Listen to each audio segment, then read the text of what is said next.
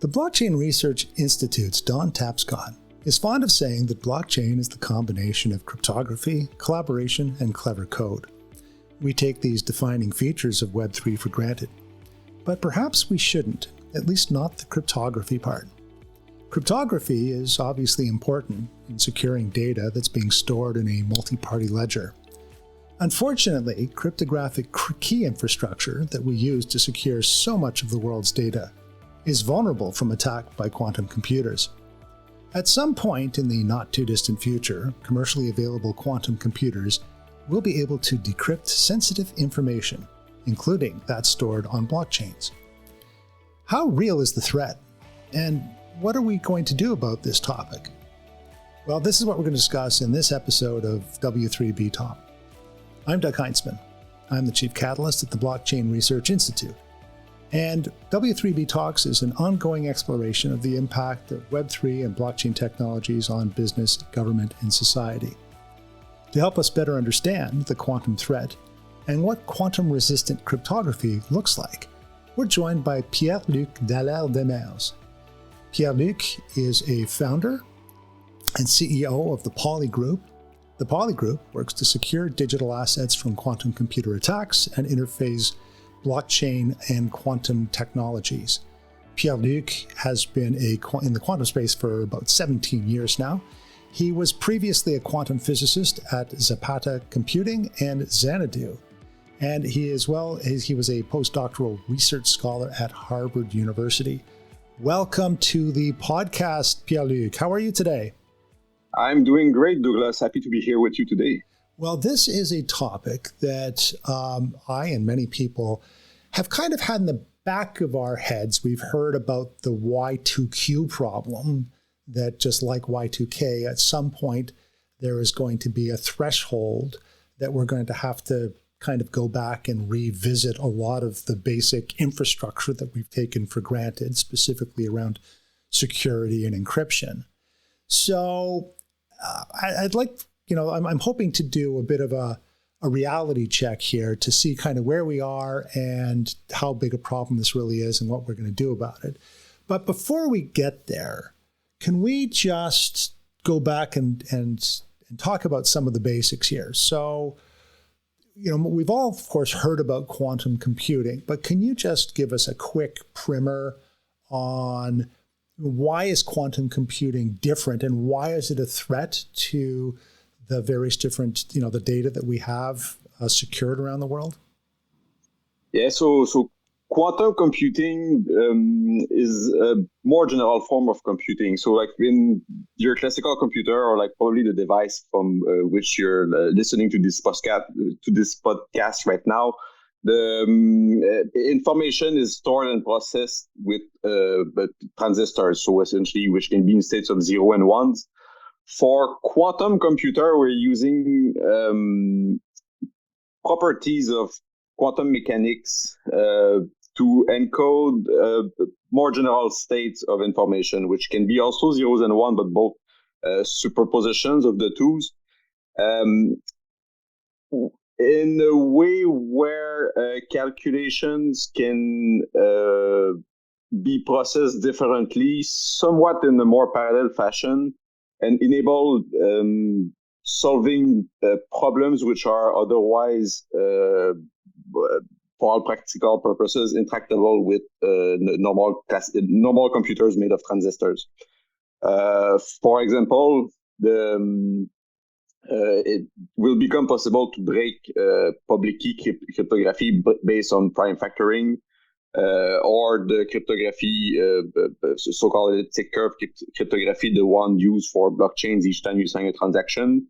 It will also become possible to exponentially accelerate quantum simulations of new materials, new molecules, new physical processes to bring us like more advanced technologies in the 21st century. And the quantum computers have been thought about in the 1980s. The experiments, the first applications were found in the 90s. Around the 2000s, the first fabricated qubits were demonstrated. And in the past 10 years, the number of the fundamental units, so those quantum bits, has increased to a number which allowed us to do small-scale experiments.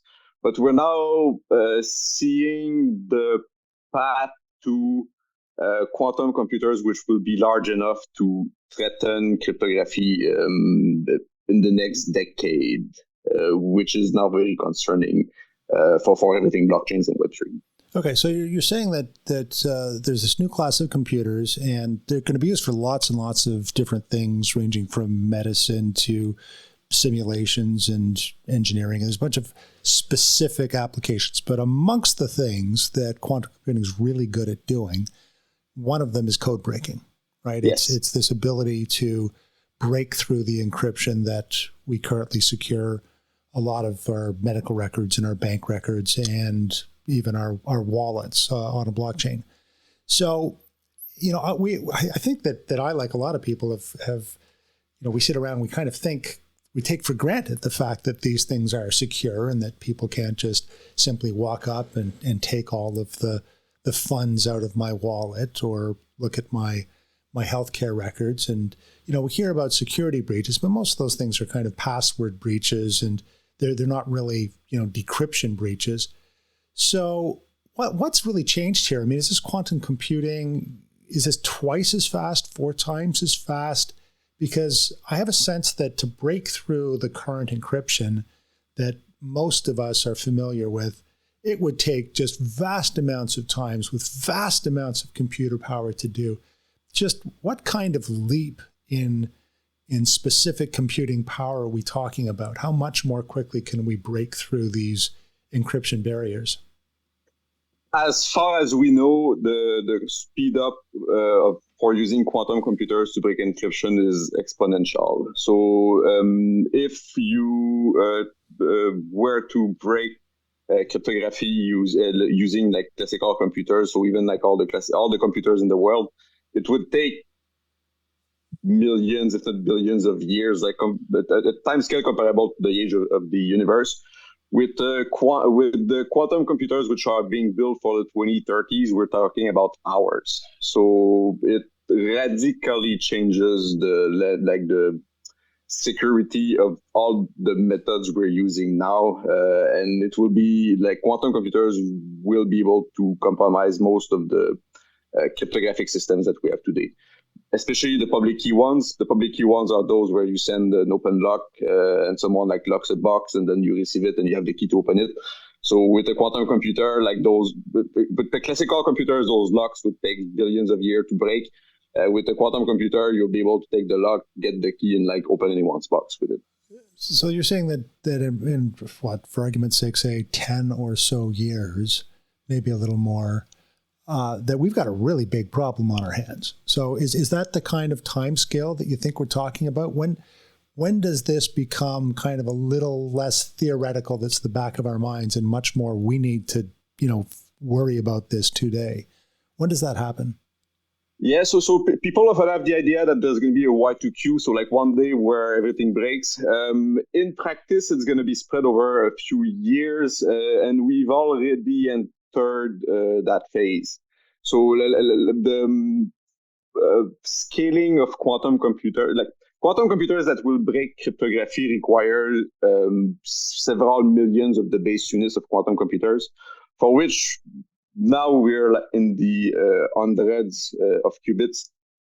When we get to the millions, we will be at the scale where it takes hours to break the current cryptographic scheme. So to get there, like a large-scale quantum computer will not be manifested in one day and like suddenly appear out of nowhere. So how it will unfold is by several industry milestones. So we've already reached a point where quantum computers are large enough to do what we call error correction. So like it's a way to reduce errors in the quantum computers to be able to do longer calculations. How it will unfold, from there is that we will see increasingly larger machines with better quality, able to replicate small-scale experiments of breaking cryptography, which we can already break with classical computers. But then the time between those small-scale experiments and the large one where the current cryptography can be broken is a matter of a few years, maybe from say 6 maybe to 10, 12 at most, where it's what becomes different with quantum computers. So with a polynomial increase in the number of resources, we get an exponential increase in the capacity to break cryptography. Whereas for a classical computer, it's a polynomial increase only gives you a polynomial advantage. And this scaling is what will catch people by surprise, because in the next few years, we'll see larger quantum computers with a few tens of so-called logical qubits able to break what you get, like the cryptography you can break with a calculator.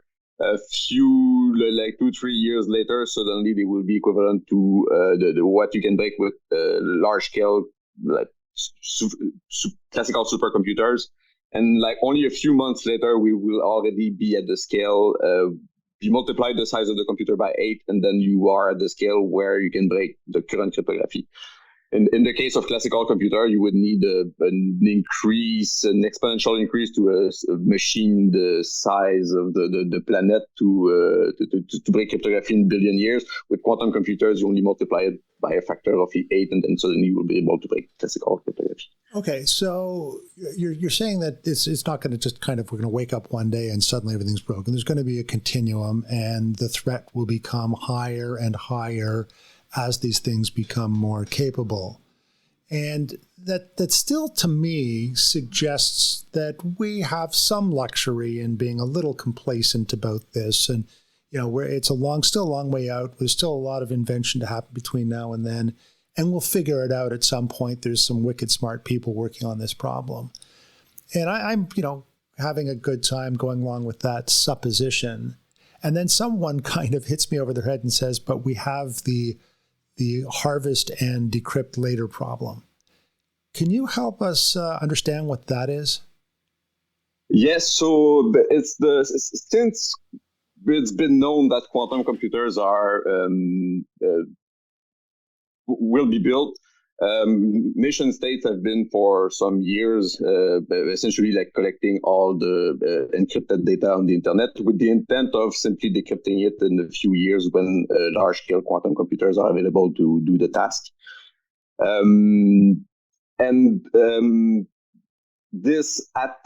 This type of attack means that the expected, like most industrial government secrets have an expected lifetime, if you want. So like the time for which you expect the secret to be, that it cannot be revealed to the adversary. And if this expected lifetime is longer than the expected time for which there will be quantum computer, then there is a problem, because those secrets could be revealed before their expiry dates, if you want.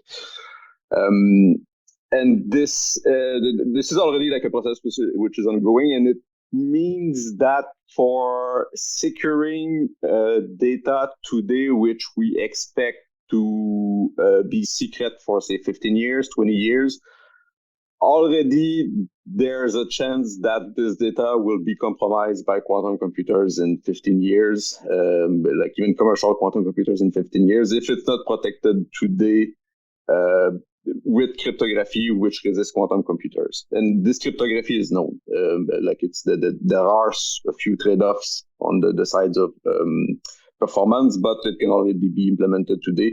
And we're at the stage where progress in quantum computer is expected to take maybe a bit less than 10 years at this point, but it could also be a bit faster. So it's important to start upgrading today, even if the threat is not explicitly manifested already. The timelines to manifest it are too short keep procrastinating on the upgrade.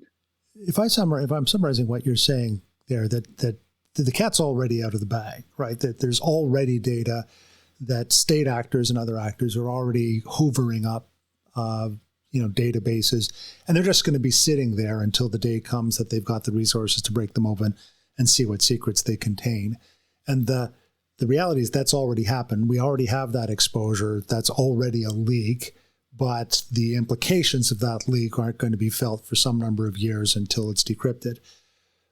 But as we get, and this suggests that there is this issue of the time value of data, that there are certain kinds of data whose value degrades over time, right? That you were using the example of state secrets, that there's a declassification process, that after some number of years or decades elapse, we actually release the secrets that used to be national secrets, and they become declassified and they become part of a public record.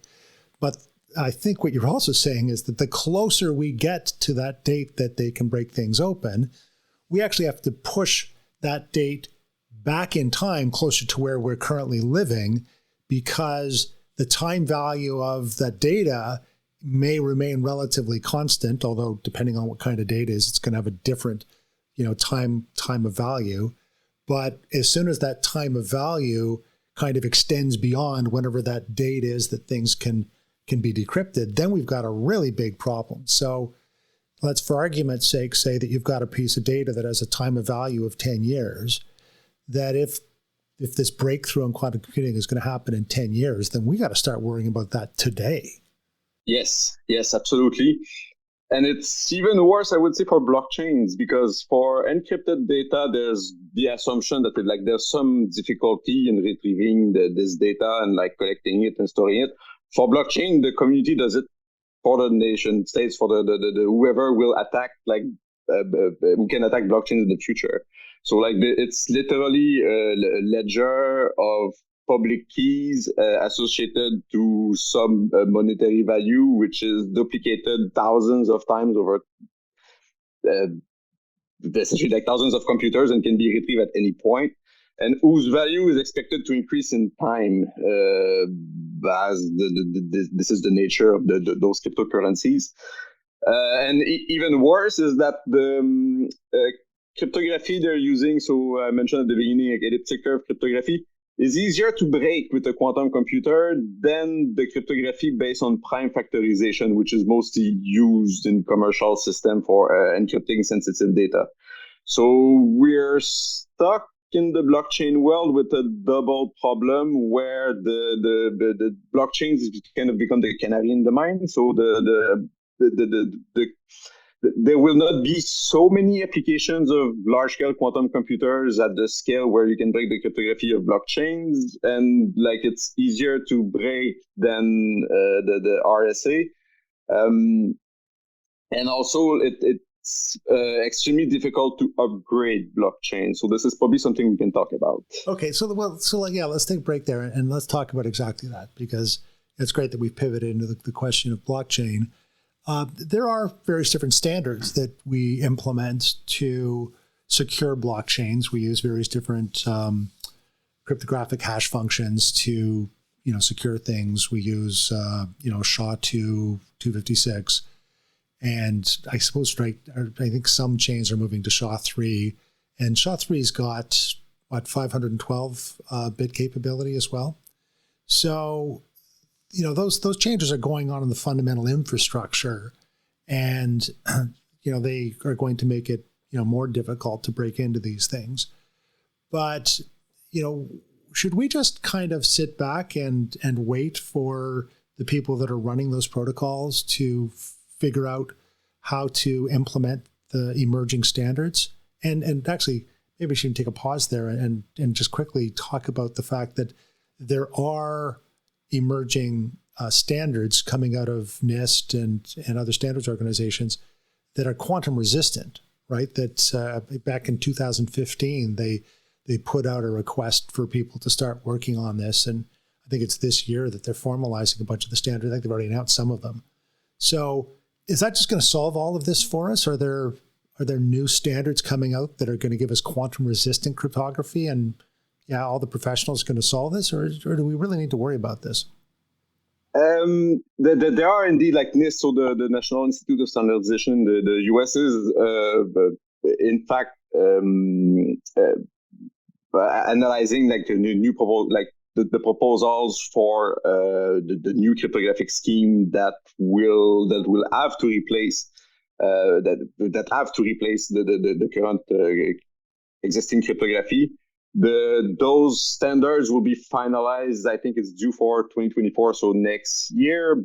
But it's already time to roadmap the upgrades, even if those standards are not fully stamped and approved yet. They're already standing the test of time. So the method used on blockchains was tested for 15 years before it was used more widely. For the new method, so the so-called lattices, they've been around for at least 25 years now, and they're relatively robust. And the test of time is really what is really like the real test in cryptography, since there's never like absolute certainty. And for the blockchain upgrade, essentially they're all, like for most of them, they're all using signature which are not resistant to quantum computers. So the consensus layer is safe, but the signatures are not. And they have to, every blockchain have to start thinking now how they will upgrade their old user base to use quantum resistant cryptography. They have about 6 to 10 years, which may seem like a lot of time, but is not that much. Considering the magnitude of the task and the fact that not all users will execute the upgrade promptly. So the planning the roadmap, executing the upgrade on the blockchain, testing it, then getting all users to adopt the new standards, because it's not just a switch you can flip, will take years. So it has to start now. So talk us through that piece of it. Yeah, I suspect a lot of people that interact with blockchains are increasingly thinking of it as just kind of underlying infrastructure, right? It's like the electricity coming out of my wall. I plug stuff into it, it works. And if there's an upgrade in the electrical system, then some professional out that builds power systems, figures that out. Now, I expect that if they change the voltage or if they change the cycle rate or something like that in electricity, that I would have to go and upgrade all of my toasters and refrigerators, right? Or if they introduced a data capability so that my refrigerators could go off and talk to my utility and establish contracts and stuff, and they put that on the line, that I'd have to upgrade those things to interact with those new interfaces. Is that the similar thing that you're talking about? That yes, the protocols can be, will be evolved and new standards will be implemented by the people running the networks, but that there's all these things that we plug into those networks that we're going to have to upgrade as well. Is that a valid analogy, or? It's an extremely good analogy, Douglas. It's in fact a similar type of upgrade. So it's not just one where the infrastructure is upgrade and then the users can passively keep using the same service. As you say, if the utilities were to suddenly change the voltage or the cycle rate of electrical outlet, it would be a similar magnitude of the type of upgrade that we have to execute in cryptography right now because of quantum computers. So like the change induced by the switch in cryptography are of a similar nature, in the sense that as the utilities would have first to upgrade their roadmap and upgrade their own equipment, then all users at all endpoints will have to adapt their appliances to be compatible with the new standards. And this is not something like it. upgrades of that nature is not something which happens often. So, and like, as you can imagine, if you try to coordinate millions of people to upgrade their appliances within a given number of years, like it will not happen over a weekend, nor a year. It takes several years. And at the rate quantum computers, the progress in quantum computing is happening, now is already a good time to get everyone ready and prepared for the incoming upgrades in order to secure the blockchain networks over the long term. So I was thinking of another analogy, because we have gone through a few of these stepwise technology upgrades or changes in the past. I remember when we went through moving from analog television signals to digital television signals. And, it was one thing for the broadcaster to suddenly switch over to digital and take advantage of all the extra bandwidth that they had. But it was quite another thing to deal with the reality that, there were tens and tens of millions of televisions out there that didn't know what to do with those new signals.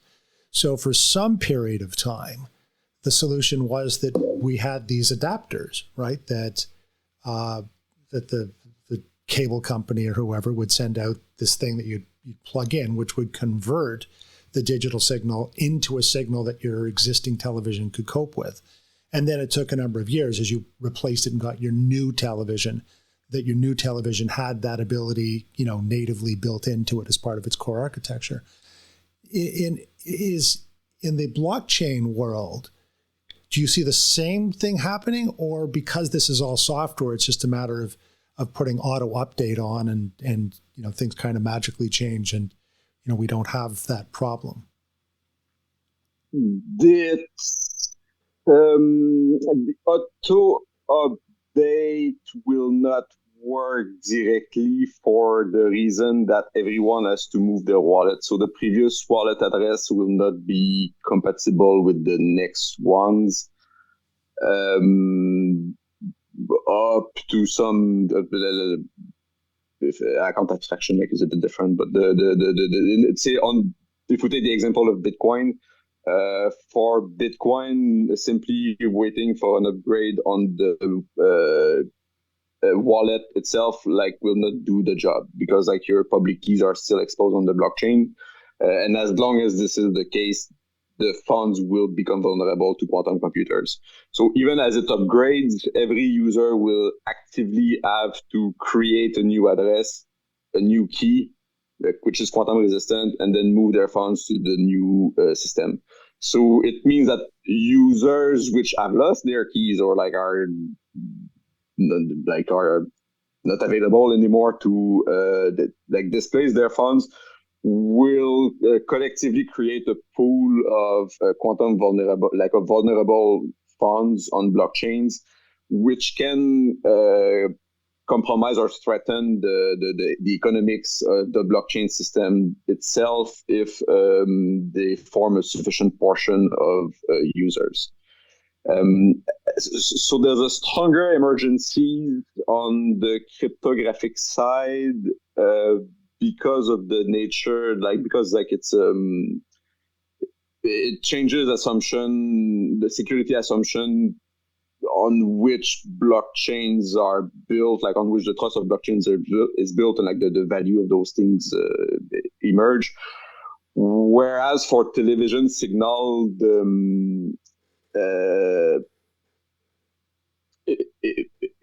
if you want, the gain was largely in user experience, but did not have serious security consequences when upgrading from analog to digital. Even I think removing the analog signal in Canada was done only a few years ago. So they could afford to do it over several years, if not decades. For upgrading the cryptography, the timelines are shorter. So, and there are already 400 million users on blockchains, which all have to be upgraded. And as this number increases and upgrades are not started, the problem just compounds and becomes more difficult to solve. But it's largely a coordination problem. So every single blockchain have to come up with a plan execute that plan before like quantum is a problem, and then the real work starts of getting all their user updating their appliances or their wallet or like everything that follows from the upgrade. Well, that suggests two questions to me. So the first is on the wallet front. Pauli Group is one of the products that you guys are working on is a quantum resistant wallet. Exactly. And I think what you're saying is that, that the wallet is going to be one of the things that we're going to need to upgrade that is quite separate from the network upgrade that needs to happen. And, on your website, you've got this proof of quantum tracking thing that basically asks the question, when will a quantum computer be able to steal the money out of my wallet?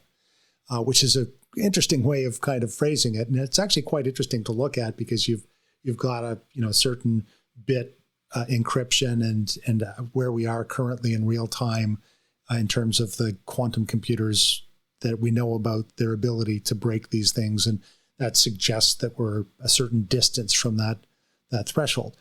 But on the wallet front, is there, if I've got a quantum proof wallet, but my wallet is in fact kind of sitting on a whole bunch of nodes. I mean, the contents of my wallet or the record of transactions in and out of my wallet are sitting on a whole bunch of nodes on some blockchain somewhere out there in the world.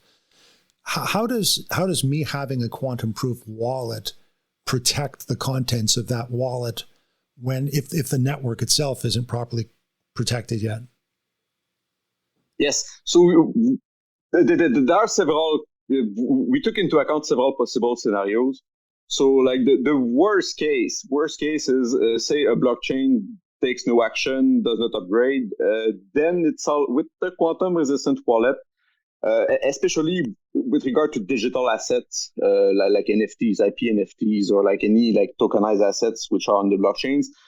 If you have a quantum resistant wallet, at any point, first, you don't have to worry anymore about upgrading your own assets since you're already upgraded, and from there, it's a passive upgrade for you. Second, you can always prove in the future, especially like if it's a digital asset tied to real world asset in court, you can always prove in the future that the asset is yours by literally providing like a signature that shows your ownership and a copy of the ledger, which like are like demultiplied on thousands of computers.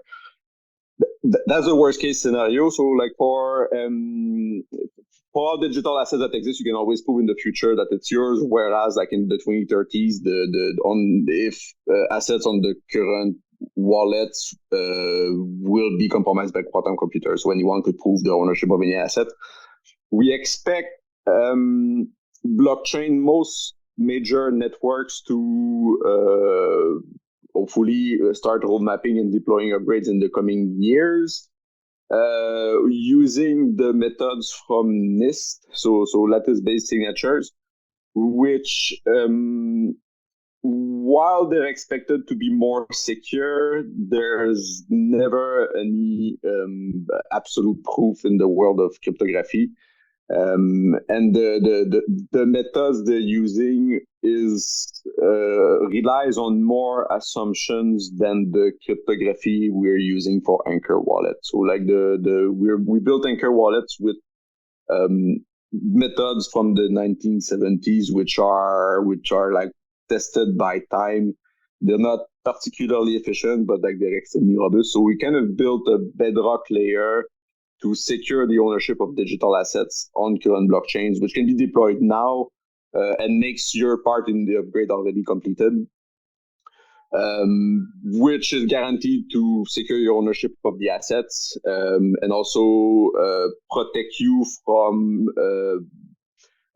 possible uncertainties coming from breakthrough in mathematics with advanced AI in a few years. That could compromise some of the NIST signature, which we have, which are being studied, which are likely to be resistant, but for which we have to assume more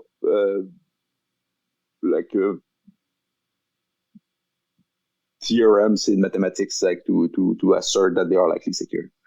So I'm queuing up a whole bunch of questions now because I find this absolutely fascinating.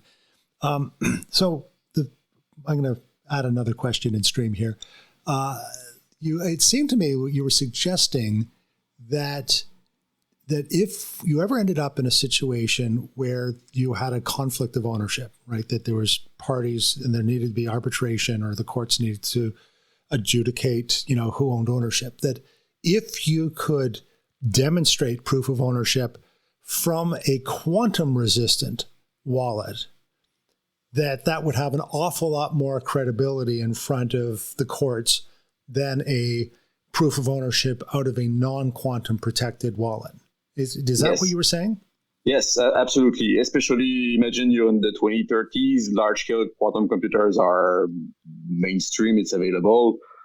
Somehow blockchains have not moved, like anyone would be able to prove in court the ownership of, say, the Satoshi Bitcoins, which are like the first million Bitcoins sitting on that blockchain, for which there is literally like a public key associated with each of the blocks that contain those Bitcoins.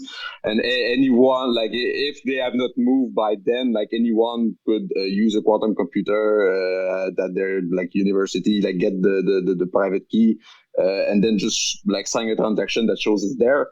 Where like if you have wait a second. So you're saying that I mean those Satoshi wallets have billions of dollars worth of Bitcoin in them, and you're saying that if they're not transferred to some other wallet before this date, that any number of people with a quantum computer could go in and grab all of those funds. Yeah. Yes, the first person with a large quantum computer can pre-break all of them and then move them once in an exchange. Well, that would be a very big incentive for people to try to do it. It's a gigantic incentive and like project the value in 10 years. And then you have to, when you think about the fact that all blockchains are using the same signature, then the problem just propagates instantly to the whole ecosystem. So it's becomes a systematic failure. So that leads into the question I wanted to tee up next, which was, are all blockchains created equal? I mean, are there certain blockchains out there that either have a greater architectural or structural vulnerability to quantum attack, or are there communities around various different protocols that are being much more proactive about planning for this eventuality? So, what's your view on comparing and contrasting the various different protocols out there? Yeah, on the specific deployment of the threat, if you want, so there's a lot of like economical considerations that come into play. First, like the initial cost of large-scale quantum computers is likely going to be in the $1 billion, like approximately, like by who knows how much. And like if they can break, about 1,000 key a year, like the cost of key breaking will initially be in the millions of dollars per key. So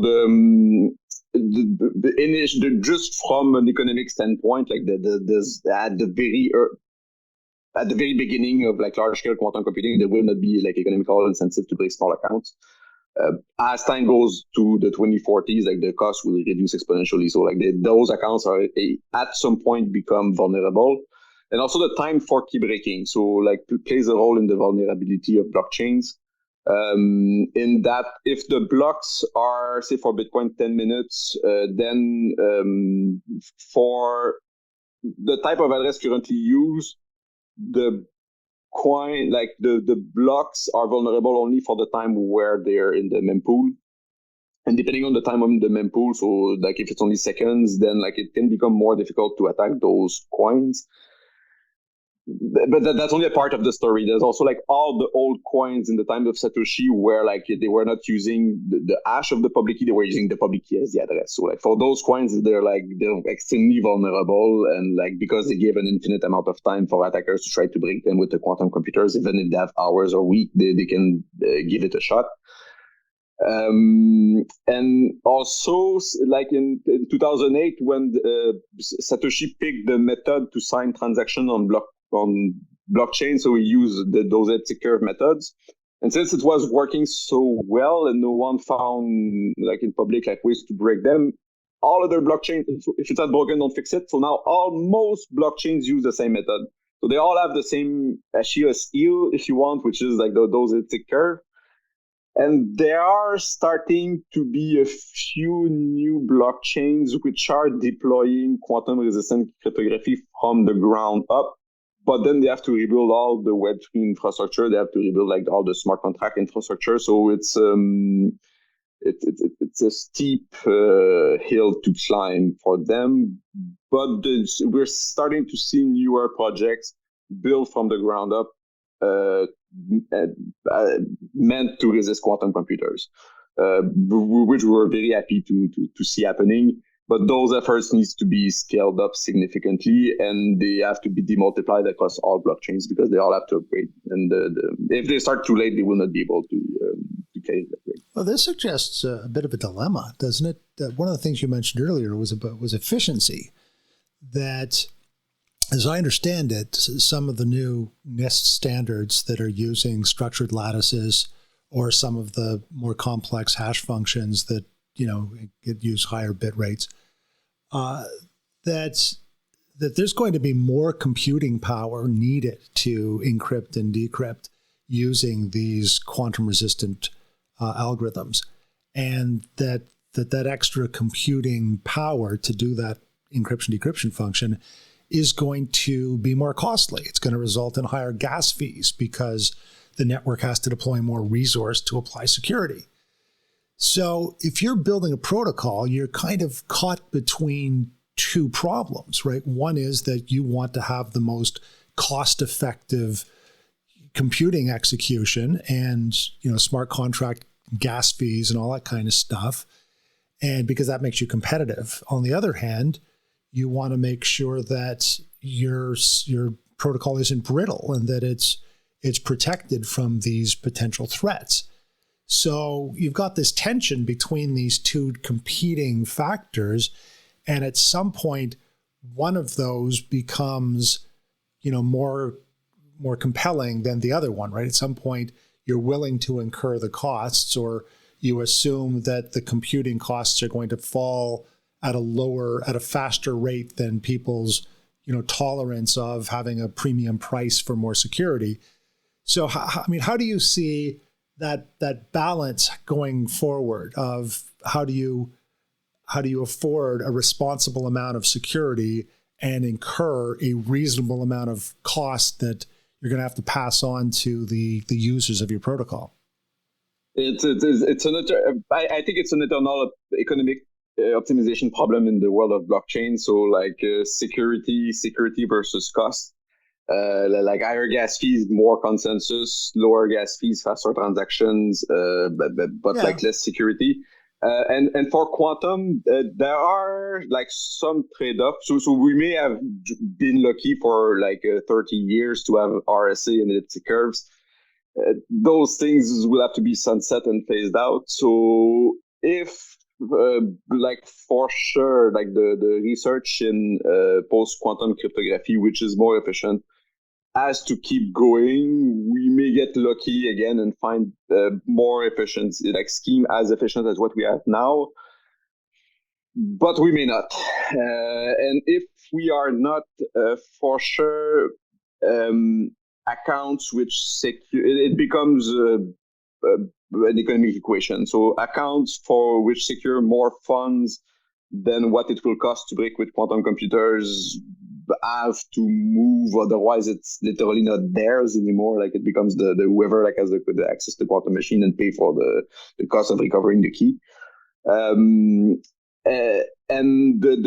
But quantum computers are not like instantly breaking like all the cryptography of the internet. Like each time there's a cost, so there is and there will always be room for different grade, and it is always the case of like different grade of cryptography on the blockchains depending on the time the key is exposed, to have different levels of security, as always, to balance like the security and like performance of the decentralized networks. So I've long believed that we need to have a lot of variability built into blockchains, that not all transactions are created equal. If you're buying a $3 cup of coffee, that's quite a different thing than if you're buying a $300 million company. And that quite reasonably, like we do in the real world, we would deploy a variable amount of resource to secure that transaction or to develop consensus around the transaction, right? I'd be willing to spend, $100 on a transaction, which would be a great bargain for making sure that my $300 million transaction was proper. But that's an absurd amount of transactional cost for a cup of coffee. So I've always believed that we're going to have to evolve to a system where we have variable consensus that has variable cost that takes into consideration the size of a transaction, the type of the transaction, the reliability of the counterparties in the transaction, et cetera, et cetera. But I could see the same argument being applied to data, that there are certain kinds of data that isn't terribly valuable or has a very, very short shelf life before it kind of, deflates into being not worth anything. And some other kinds of data being highly valuable. Could you see a mechanism or a future where we would deploy variable amounts of cryptographic protection, that we don't just have one kind of cryptographic approach for everything blanket, but that some things are incurring those extra gas costs because they need to be quantum secure, and other ones we're not so worried about, they're not worth attacking anyway, so we're quite happy with a baseline of traditional level of encryption? Absolutely. And it all boils down to the economics of those, of security, if you want. So like with Anchor Wallet, at least like it's possible to protect already like those $300 million transaction, like with quantum security, especially for assets to which you expect to be able to prove ownership like for a long period. If you buy a cup of coffee, then like someone takes time to steal the receipt with a quantum computer. First they probably deserve the cup of coffee, and the second, like the wasting the time, like using like what is initially like a very expensive resource to acquire assets which they like it doesn't have the corresponding value. So and I do see like it's already the case that different levels of cryptography are deployed. Like there's still some, even if it has been broken, there are still people using SHA-2 out there, or like MD5 even. Like there's still be like MD5 deployed. But for sure, like since blockchains, when they become successful, creates a few accounts of like large owners, those will want to secure their holdings with quantum-resistant cryptography. So in some sense, all blockchains will set to execute like a crypto-agile transition where they enable like the seamless transition between, at least enable like the seamless transition between quantum-resistant cryptography and weaker, more efficient cryptography as we have today. Okay, so I mentioned earlier on your website that you've got this fascinating tool, this proof of quantum tool that tracks kind of the real-time threat that we have. And the graph goes up to, it seems to be on a SHA-256-bit standard, and looking at how quickly, which is totally reasonable because the vast majority of the wallets that we have are secured using that the SHA-256 standard. Would I be wrong in assuming that the solution just can't be that we just switch to the SHA-3 512, and that would put this problem off for another 20 years? I mean, I see on your graph, I have a sense that there's going to be some threshold that the difference between cracking a SHA-256 and a SHA-3 512 isn't going to be very much time, right? It's going to be not even a month or a week. It might be a matter of minutes. So just because of what you described as the exponential nature, is that a correct way of looking at that? There's a few subtleties here, and like there's something we hear often. So like SHA-2, so the hash functions, so they're essentially one-way functions. those are relatively safe from quantum computers. So like the what is used for mining essentially on Bitcoin, you can view Bitcoin mining as an attack literally on SHA-256 because you're looking to invert like some like up to some level, some number, and those would require like attacking SHA-256 with a quantum computer would require roughly like 10 to the 40 operations, so the 10 with the 40 zeros. Which like for quantum computers running at 1 megahertz like is safe to say that like we will not see those types of attack like in any time in the coming decades. But the function which we're measuring on proof of quantum is called SECP 256K1. So like it's and this is it's a curve function used for securing the ownership. So SHA-256 is used for the mining, secures the consensus. It wasn't labeled. I just saw the 256. I just assumed it was a SHA, but that makes much more sense. So SHA-256 is 10 to the 40 operations. SECP is more like 100 million, and 100 million at 1 megahertz. Like that's where we get the numbers, like in like a few hours to break a key. And the thing is, they're all using most blockchains are using that specific curves for historical reason. And as you say, so there are stronger curves defined. So like there's a 384-bit, there's a 512-bit also. But since it's polynomial with the quantum computer, if you double the size of the curve, you multiply the size of the quantum computer that you need by 8, a factor 8. Instead of classically, if each time you add 4 bits, you double the time to break those curves.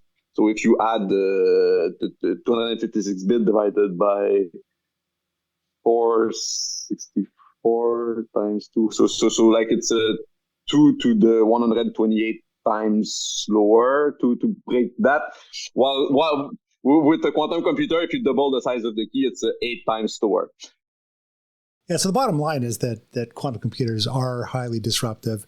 Yes, we've got a big problem, and yes, we need to start thinking through the problem today because it's not something that we can just kind of wait for 10 years for this to play out and then figure out what to do, that there's some real today things that we ought to be, thinking about and, maybe even triaging the data that we have to figure out, what kind of data has what kind of shelf life and has what kind of valuable and has what kind of vulnerability. So that makes total sense. So I think this is obviously a space that we are going to need to, delve into in a lot more detail, and a lot more people need to understand what's going on in this space. Where can you recommend that we find more information about this if we really want to start understanding this topic in more detail? For sure, we have some information on like our websites on Pauli Group on anchorwallet.ca. Also, like come talk to us like on Discord. And there's also there's also literature on the topic. So like you've written articles on the topic. Yeah, okay. You can go to the ACM Journal and see my article on it. But sure, yeah. Thanks for the plug.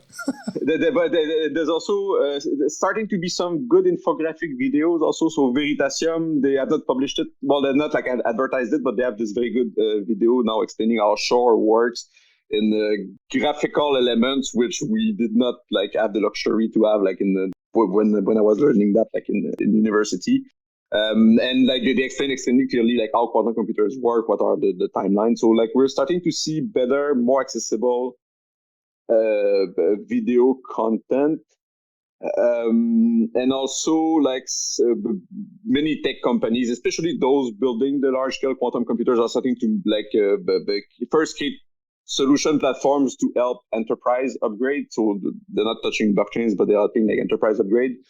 They're also producing a lot of content. So there is actually a lot of material available out there, but we're still at the point where it's not mainstream news, but you have to search for it. But like when you search for it, that's where you find out that it's actually a major concern for a lot of people, that governments are already strongly encouraged to start upgrading, that like large corporations are already strongly encouraged to inventory all their cryptography and start upgrading. So at Pauli Group, like our mission is to push the message also on the blockchain and Web3 world, where we see it even as a more massive coordination problem, because like all users will have to participate in the upgrade over the next few years.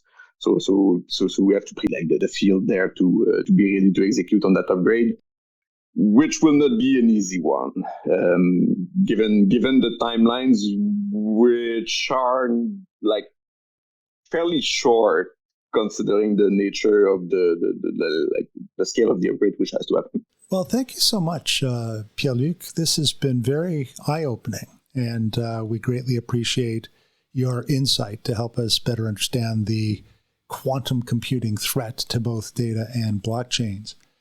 And thank you all for joining us today for this episode of W3B Talks. You can find out more information about Pauli Group at pauli.group. And you can also find out more information about this and many other topics at blockchainresearchinstitute.org. You can also subscribe to our newsletter. I'm your host, Doug Heintzman. We hope that you will join us next time for the next episode of W3B Talks.